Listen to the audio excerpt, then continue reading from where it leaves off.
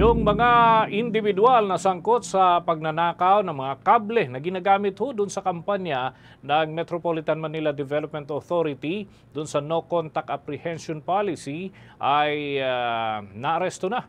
At ang tanggapan ng Metropolitan Manila Development Authority ay hingi naman ng tulong dyan sa pulisya para naman sa pag-iingat doon sa mga pasilidad at pati na yung iba pang mga kinakailangang hakbang. May balita si Bomboy sa Cotoner.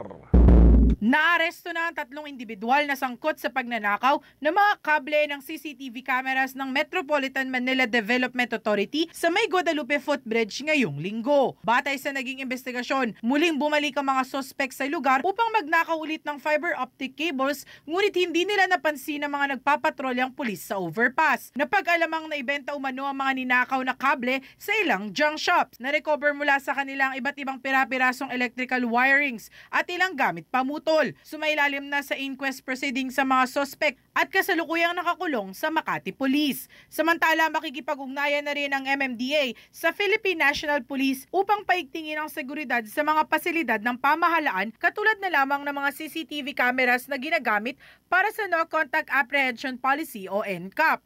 Patuloy ang kanilang pagpapaalala na ang sinumang magtatangkang sirain o kunin ang pampublikong infrastruktura na ito ay isang iligal na gawain at may karampatang parusa sa ilalim ng batas. Ayon kay MMDA General Manager Undersecretary Procopio Lipana, isa sa mga hakbang na ikokonsidera ng ahensya ay ang paglalagay ng mga barrier o harang sa mga CCTV unit na itinuturing na madaling target ng pagnanakaw.